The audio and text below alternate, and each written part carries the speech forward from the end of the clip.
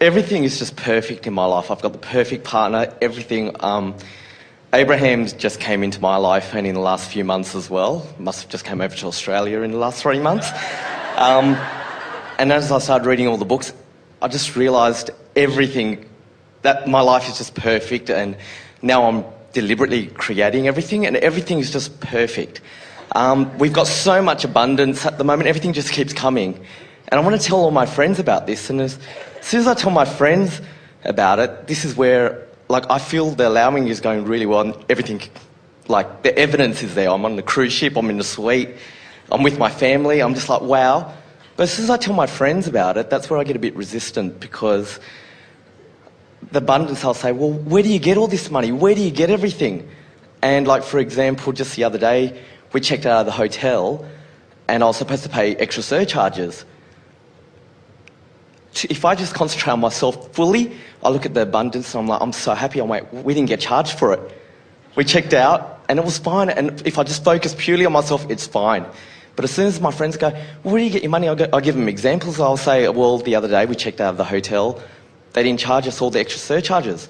And I say, are you sure? There's nothing else? And they go, no. And I walk away and I'm like, okay, that's the universe doing it. But then I'm telling my friends this and I feel how I'm getting all this abundance and everything. It's not right for them how I'm getting it. It might appear like fraud or I don't know. But to me, if I just focus on myself, it's great. It just keeps coming to me. So I'm confused. So when your friends see you thriving, they're pretty certain that there's something tricky going on. Yeah, they just can't understand how me and my partner keep getting everything. We just get everything. Well, you have two choices. Three, really, but we'll speak to two first. You can thrive anyway, or you can stop thriving to please them. Or you can, well, that's pretty much it.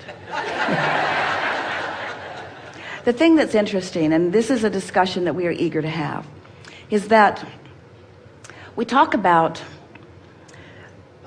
alignment. For a while we called this gathering the science of deliberate creation, but you got carried away, you got too in your head about it. And so we began calling it the art of allowing, because we wanted you to integrate your emotions into the understanding. We wanted you to feel your way to alignment. We wanted you to know that the better you feel, the less resistance there is, and the less resistance there is, then the more that you want can flow easily to you. And so everything is about vibration, and the maintenance or control of your vibration or your point of attraction, or what we are calling your grid, is about everything.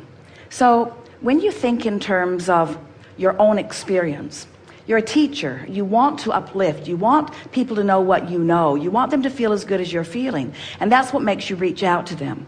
But you want to be certain that you're on stable footing before you reach out. Make sure that you're in a place where you're ready for their instability, because when you come together as humans in conversation, you're merging vibrations, and whatever vibration is dominant is most likely going to be supreme in the midst of the conversation that you're having. So you want to do some pre-paving. You want to get into, in fact, if you get into that general place of well-being, then you'll be inspired to say the right thing at the right time. What this conversation really brings to the forefront of the conversation, the words that you just offered to us, is that it's really tempting to try to fill in your own grid. It's really tempting to, for example, as you have someone that you know would like to be more prosperous, and you've discovered a way that certainly is working for you. So you want to explain how it is working for you, and in the process of explaining, they bring their doubt and their lack of belief. They bring their negative attention to the subject, and then unless you're really stable, then you notice their doubt. And as soon as you notice their doubt, that doubt becomes active in you. So now you're not standing in all of your power. You're not standing in all of your clarity. You're still riding the wave of what you had before, and the money that's flowing into your grid is still flowing because there was some momentum to it. But you just began another kind of momentum by trying to talk somebody into understanding something that they're not quite ready to understand. So your energy, your vibration takes a little bit of a dip, and then that discomfort really is what you're expressing here to us more than anything else. It's your awareness that you're trying to explain something, but then you get confused and you can't really explain it, and you're trying to point out the examples. And that always means, when you find yourself trying too hard to explain something to someone, it always means their vibration got the better of you, and you return to a vibration that you used to have.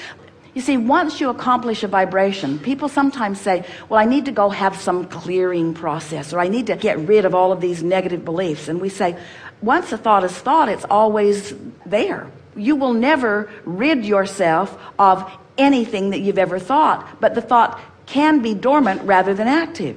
So those things that you used to think have the potential of becoming active again. And when you're talking to someone in whom they are already still active, there is a strong probability that it's going to activate that same doubtful vibration within you again. And so that's the discussion that we really want to have, because your friends are going to thrive by the clarity of your example, or they're not. But you can't do anything other than provide a very clear example to them. And if they want to thrive and they want to use you as the example of thriving, then they will have the benefit of someone up close. But it is our promise to you, you can't thrive enough to make everyone thrive, because some of them are just not in the vicinity of thriving, you see. So did we say be selfish? Yeah. We're saying be selfish enough to care about the maintenance of your vibration first. So let's say that you know you're going to spend some time with someone and you would really like to be uplifting in nature for them. We would recommend that you get as general as you can be, that you step back into your well-being, into the stability of your well-being, for this reason.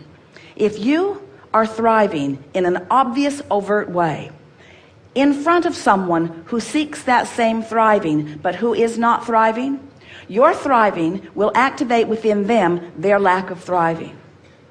Because every subject is really two subjects. It's like a long stick. What is wanted is on one end of the stick, and the absence of what is wanted is on the other end of the stick. So when you present your thriving self to someone who also seeks that, but who has not discovered the path to it yet, then you activate within them, or what is activated within them by their attention to you is the other end of that. And now you are not as stable. Are you following? Have any of you had any experience like this?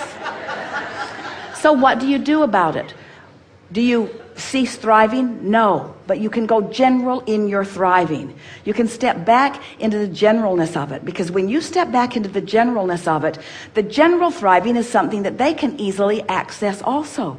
So you speak about what a beautiful day it is, or you speak about how good you felt when you got up today, or you talk about the good night's sleep that you got, or you talk about really how happy you've been feeling lately, or you talk about something really good that you ate lately, or some really wonderful run somewhere that you experienced. You talk about things that they acknowledge that they have access to, that is still at that same high vibrational frequency. It's just less detailed, and it does not fan the flames of their discord or their discomfort in such a way, you see.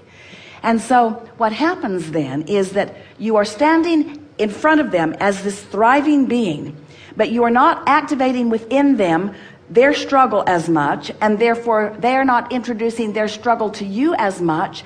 And from that point of view, now they'll be, if they are then standing in a more allowing place, they will of their own accord begin to witness the details of your thriving, and the universe will provide for you.